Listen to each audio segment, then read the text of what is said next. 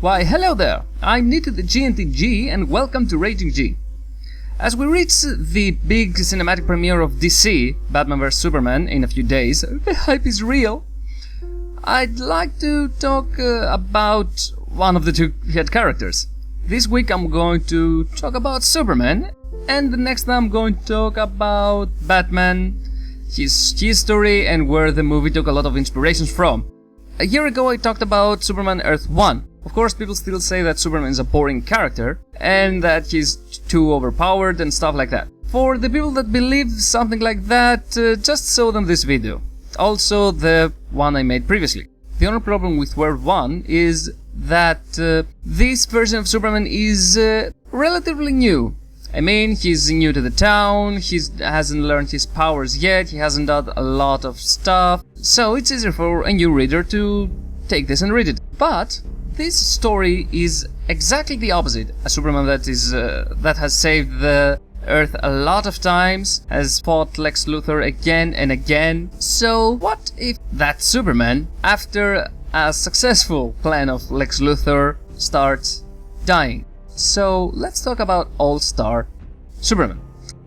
And let's see how the biggest writer in the world writes about the biggest superhero in the world of comics.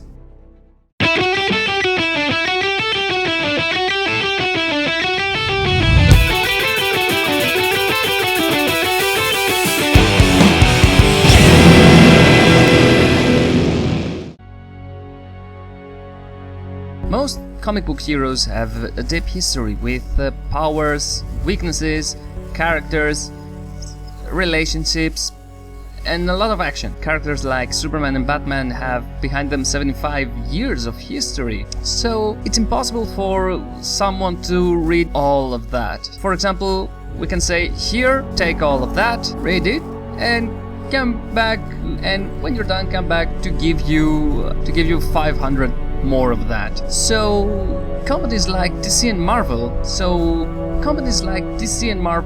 take their characters and release them with a different setting, a different world. For example, in Marvel we had the Ultimate Universe. There were the Ultimate Universe, and that's a little bit about Secret Wars and stuff like that. So if you want me to talk about it, leave a comment down below. In the Ultimate Universe, they practically recreate, they update their characters, they add new characteristics, and practically they make them for a new audience that they either want to read their characters in a different way or they want to start reading comics. DC, on the other hand, doesn't have something like that, but right now they have Earth 1 with titles like Superman, Batman, Teen Titans, and they're going to release soon the second volume of Teen Titans and the first volume of Wonder Woman and the third volume of Batman. There was another try from DC's part, and that was All-Star.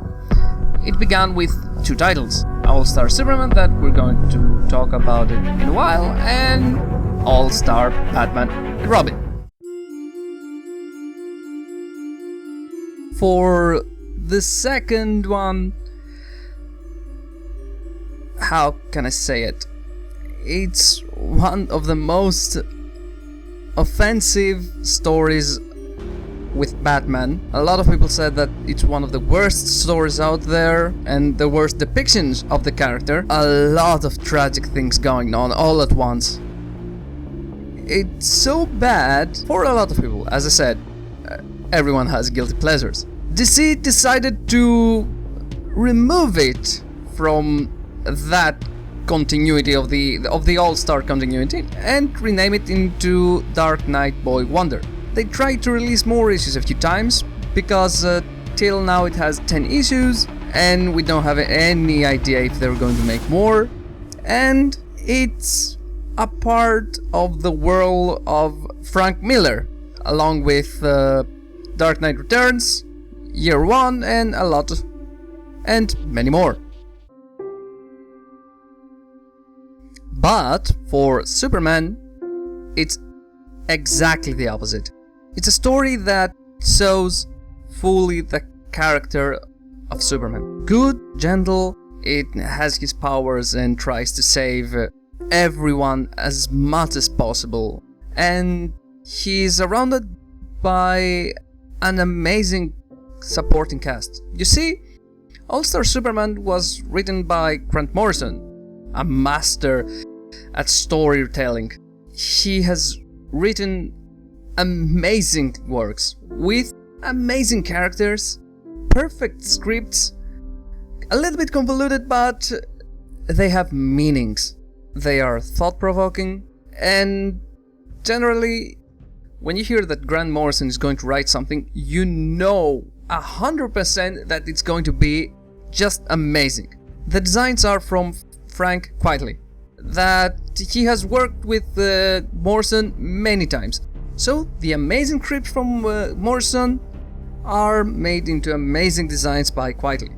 They have amazing backgrounds, colors, full of life, amazing characters with many details, to the point that it's the first time that I noticed differences between Clark Kent, and you can see the difference. It's not just a pair of glasses and boom, they look different.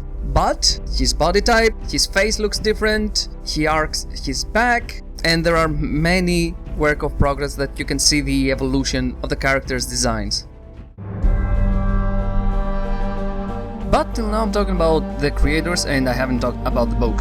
The basic idea is that Superman, after a rescue mission for some scientists that try to take a part of the sun, he overcharges his cells with solar energy. For people that didn't know, Superman's powers come from the sun because of his Kryptonian DNA. That's why when he's under a red sun that was in Krypton, he loses his powers. Or when he's not under a sun for a long period of time, but after many days. It's not like a bird that you can put a piece of cloth over the sun and he's simply powerless. Also, there are a few issues when he's charged from a different source. For example, in Darkseid War, that he was charged from Apocalypse, that created the negative Superman version. But here we see that he becomes extremely powerful, to the point of not being affected by kryptonite anymore. But the problem is that his cells can't contain all that power and start exploding. Basically, Superman starts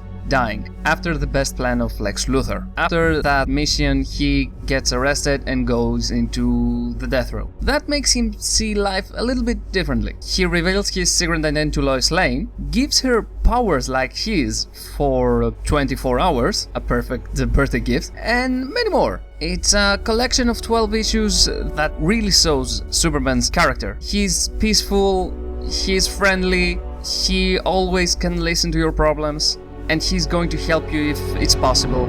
He's a really down-to-earth character. Metaphorically speaking.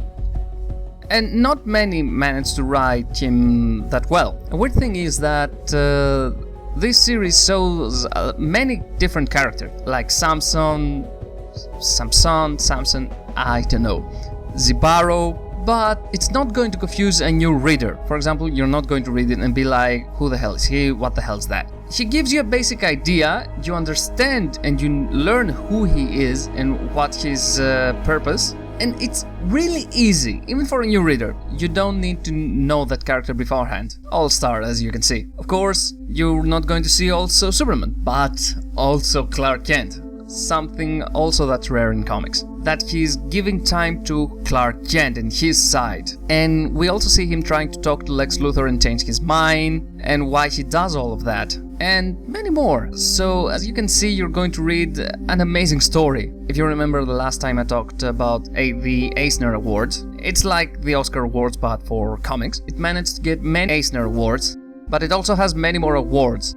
And many people consider one of the best Superman stories out there, if not the best. Also, another awesome thing is that in 2011, they made an animated version of this, called All-Star Superman. In that movie, we also see the basic idea of All-Star Superman, but we also get a few basic plot lines with many things surrounding them. My only problem with that movie was that it felt a little bit disconnected with each other. Like small episodes. But it's amazing with a great soundtrack. The performances of the voice actors were amazing and they managed to bring all the characters to life. And it's a movie that all comic fans, not just fans of Superman, have to see it. And the same thing goes for the comic. It's a comic, it's a masterpiece. It's a comic that everyone should read it. It's not like just give it a look, give it a try. But you have to find it, you have to read it, because it's an amazing story that each fan, and not just Superman fan, a comic fan, will love. It's tearful, it's good, it's thought-provoking, it's just... If you have to give it a ranking, something that I don't like doing, it's a 10 out of 10, 100 out of 100, 5 out of 5, however you want to call it. But it's a story that you have to read. So, next time, I'm going to talk about a Batman story, and we're going to see where they took all that influences for Batman in the Batman vs Superman movie. So, I'm NTG, and until next time,